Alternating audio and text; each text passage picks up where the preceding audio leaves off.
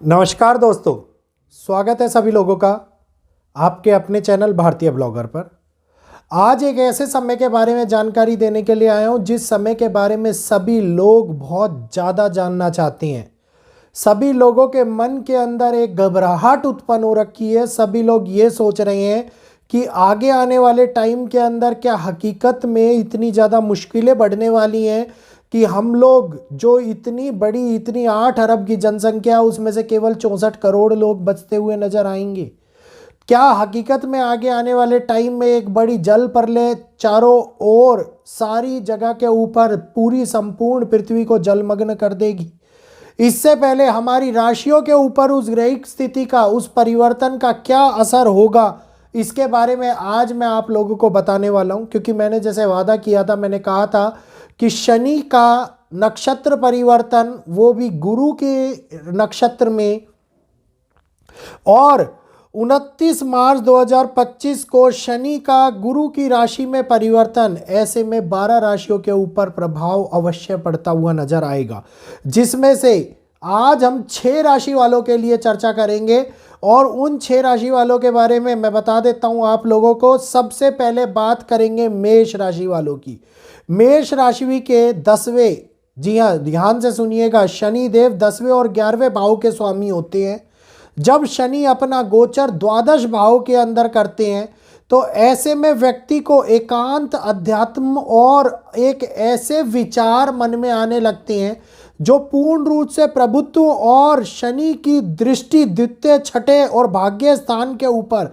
इसका अभिप्राय ये है कि मेष राशि के जातकों के लिए ये शनि का गोचर कुछ अच्छा होता हुआ नजर नहीं आ रहा, कुछ अच्छे परिणाम लेकर के नहीं आ रहा। वाद विवाद की समस्याओं को बढ़ावा देता हुआ नजर आएगा। अत्यधिक आर्थिक स्थिति को हिलाता हुआ, डावाडोल करता हुआ नजर आएगा। पैतृक संपत्ति को लेकर के कुछ दिक्कतें उत्पन्न हो सकती हैं। कोर्ट कचहरी के लेकर के कोई दिक्कतें उत्पन्न हो सकती हैं। मन के अंदर उठने वाले ऐसे भाव जो आप लोगों को बहुत ज़्यादा पीड़ा या परेशान करे, दिमाग के अंदर अशांति का माहौल उत्पन्न करे, धर्म कर्म के अंदर रुचि की बढ़े जरूर लेकिन खर्चे भी उतने ही ज़्यादा बढ़ते हुए नजर आए, धार्मिक यात्राएं करें लेकिन उसका प्रतिफल ना मिलता हुआ नजर आए। मेष राशि वालों के लिए ये समय थोड़ा सा उनके विपरीत चलता हुआ नजर आने वाला है। और मेष राशि के जातकों के लिए ये समय चिंताओं का बढ़ावा देने वाला भी नजर आ रहा है। वीडियो अगर आप लोगों को अच्छा लगे तो प्लीज़ वीडियो को लाइक कीजिएगा, शेयर कीजिएगा ज़्यादा से ज़्यादा प्लेटफॉर्म्स के ऊपर, ताकि बाकी लोग भी इस जानकारी से अवगत हो पाएँ। और ख़ास तौर के ऊपर जो लोग नए जुड़े हैं, वीडियो को पहली बार देख रहे हैं, चैनल को सब्सक्राइब कीजिएगा, क्योंकि महत्वपूर्ण जानकारी समय से पहले आपको केवल हमारे चैनल के माध्यम से ही उपलब्ध हो पाती है। अगली राशि की अगर मैं बात करता हूँ, वृषभ राशि, तो वृषभ राशि के जातकों के लिए भाग्य स्थान और दशम स्थान के भाव के स्वामी शनिदेव अपना गोचर लाभ स्थान 11वें भाव में करने जा रहे हैं। और ये भाव व्यक्ति की इच्छा पूर्ति का भाव होता है, यानी कि आपके कर्मों का परिणाम आपको विचार करने के साथ साथ आपके कर्म के आधार पर मिलता हुआ नजर आए। इस समय के अंदर आपके मित्र, बंधु बांधव, जितने भी लोग, जितने भी आपके ये कहिए रिश्तेदार, इस समय के ऊपर आप लोगों को मुनाफे के विचार से देखते हुए नजर आएंगे। इस भाव के अंदर विराजमान होने पर शनिदेव की दृष्टि प्रथम, पंचम और अष्टम भाव के ऊपर पड़ती है। तो शनि का ये गोचर वृषभ राशि के जातकों के लिए राजयोग बना करके लेकर के आ रहा है। तो अब देखिए, जो लोग डर रहे थे, डरने की बजाय कुछ लोगों के लिए ये समय दुनिया में सफलता दिलाने का समय निकाल करके लेके आ रहा है। रुके हुए काम बढ़ते हुए नजर आएंगे, व्यापार उन्नति करेगा, प्रमोशन होती हुई नजर आएगी, संतान सुख बढ़ता हुआ नजर आएगा। शेयर मार्केट और अगर कोई लॉटरी खेलते हैं तो उसमें वृषभ राशि वालों को फायदा मिलता हुआ नजर आता है। पैतृक संपत्ति से लाभ पहुंचता हुआ नजर आता है। आर्थिक स्थिति मजबूत होती हुई नजर आती है। हेल्थ को लेकर के थोड़ी चिंताएं बढ़ती हुई भी नजर आती है। तो एक और जहां पे धन लाभ हो रहा है, वहीं दूसरी ओर थोड़ी सी स्वास्थ्य को लेकर चिंता भी बढ़ रही है। तो वृषभ राशि वालों के लिए यह समय मेरे हिसाब से 90% उत्तम समय है। 10% केवल हेल्थ को लेकर के सावधानी बरतने की आवश्यकता दिखाई देती है। अगली राशि की अगर मैं बात करता हूं मिथुन राशि की, मिथुन राशि के जातकों के लिए शनि अष्टम भाव और भाग्य स्थान के स्वामी माने जाते हैं। तो शनि का गोचर 10वें भाव के अंदर होने जा रहा है। इससे अभिप्राय यह है कि कर्म के भाव में विराजमान शनि अपने से द्वादश भाव और चतुर्थ भाव को और सप्तम भाव के ऊपर दृष्टि डालेंगे।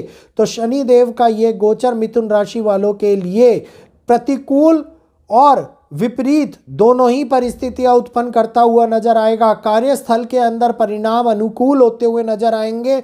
वहीं दूसरी ओर आप लोगों को पारिवारिक दृष्टिकोण से आर्थिक तंगी भी होती हुई नजर आती दिखाई देती है।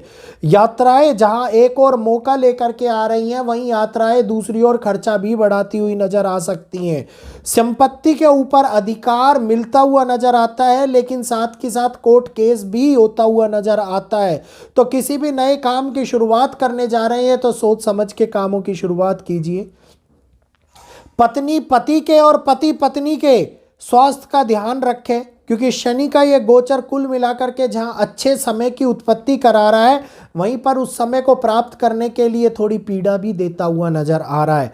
तो मिथुन राशि के जातकों को बहुत कुछ सोच समझ के करने की आवश्यकता दिखाई दे रही है। अगली राशि की अगर मैं बात करता हूं, अभी तक मैंने आप लोगों को 3 राशि बता दी हैं, जिसमें से पहली राशि थी मेष राशि, दूसरी राशि थी वृषभ राशि, तीसरी राशि थी मिथुन राशि।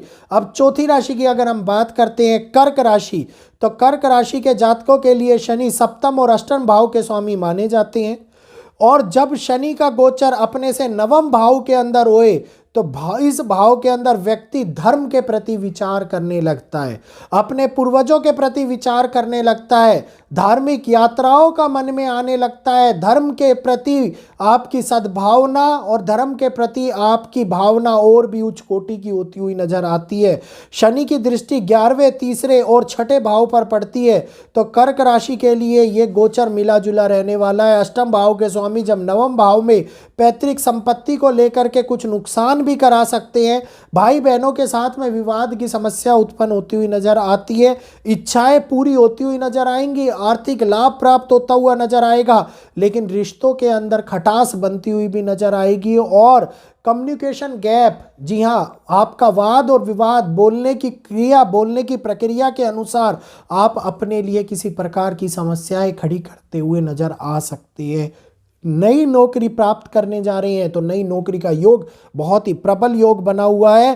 पुरानी से पुरानी बीमारी ठीक होती हुई नजर आती है। शत्रु इस समय पर कमजोर होते हुए नजर आते हैं और शत्रुओं से मुक्ति मिलती हुई भी नजर आती है। तो कर्क राशि वालों के लिए जहां एक और अच्छा समय दिखाई दे रहा है, वह थोड़ी सी चिंताएं भी बढ़ती हुई नजर आ रही है। तो घबराने की आवश्यकता नहीं है, इस समय को आराम से और अच्छे से बिताने की आवश्यकता है, सोच समझ के कार्य करने की आवश्यकता है। अगली राशि की अगर मैं बात करता हूं सिंह राशि, सिंह राशि के जातकों के लिए छठे और सातवें भाव के स्वामी इस समय के ऊपर अपना गोचर अष्टम भाव के अंदर कर रहे हैं। तो अष्टम भाव के अंदर गोचर करना शारीरिक कष्ट को बढ़ाना, विचार के अंदर थोड़ी सी त्रुटि लाना। शनिदेव जब भी यहाँ गोचर करते हैं तो अगले 2.5 साल के लिए शनिदेव की ढैया से सिंह राशि वालों को गुजरना पड़ता है। अष्टम भाव के अंदर शनि का गोचर अच्छा नहीं माना जाता, क्योंकि इस भाव के अंदर विराजमान शनि दशम भाव, द्वितीय भाव और पंचम भाव के अंदर दृष्टि डालते हैं।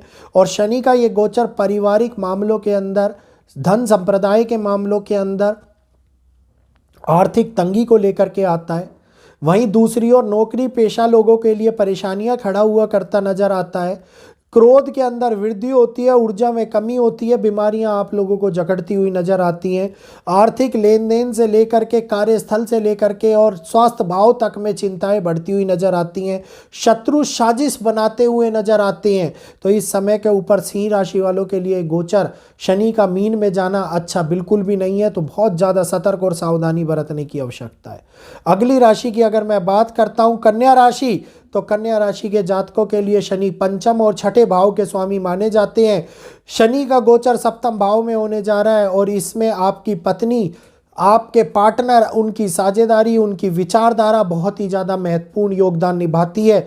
इस समय के अंदर विराजमान शनिदेव अपनी दृष्टि भाग्य स्थान, प्रथम भाव और चतुर्थ भाव के ऊपर डालते हुए नजर आते हैं। कन्या राशि के जातकों के लिए सप्तम भाव में गोचर उनके विवाह के रास्ते खोलता है। जिनका विवाह नहीं हो रहा, जिनकी कोई ना कोई चीज़ें अटकी हुई हैं या विवाह बार बार टाल रहे हैं, तो इस समय के अंदर विवाह होते हुए नजर आते हैं। अटका हुआ काम पूरा होता हुआ नजर आता है। लेकिन एक और जहां पे आलस बढ़ता हुआ नजर आता है राहु के प्रभाव के कारण, अगर वो आलस को त्याग दे तो ये समझ लीजिएगा कि शनि आपको कुछ ना कुछ कार्यों में बड़ी ऊंची तरक्की दिलाता हुआ नजर आएगा। मानसिक चिंताएं हो सकती हैं, माँ के स्वास्थ्य को लेकर के चिंता बढ़ सकती है। हालांकि गुरुओं का आशीर्वाद आप लोगों के लिए यात्राएं बढ़ाता हुआ नजर आएगा और आप लोगों को तरक्की भी दिलाता हुआ नजर आएगा।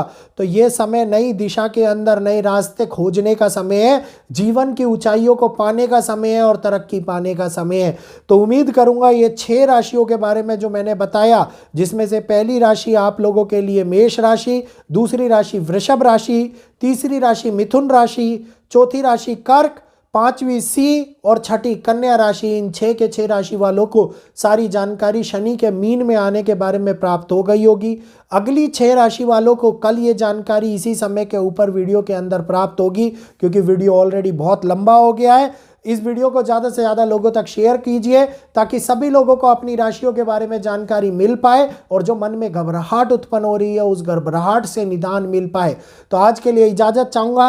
वीडियो को लाइक करके शेयर कीजिए, चैनल को सब्सक्राइब कीजिए, बेल आइकन को ऑल पे कीजिए। कल फिर मिलेंगे इसी समय के ऊपर। जय श्री कृष्णा, जय माता दी।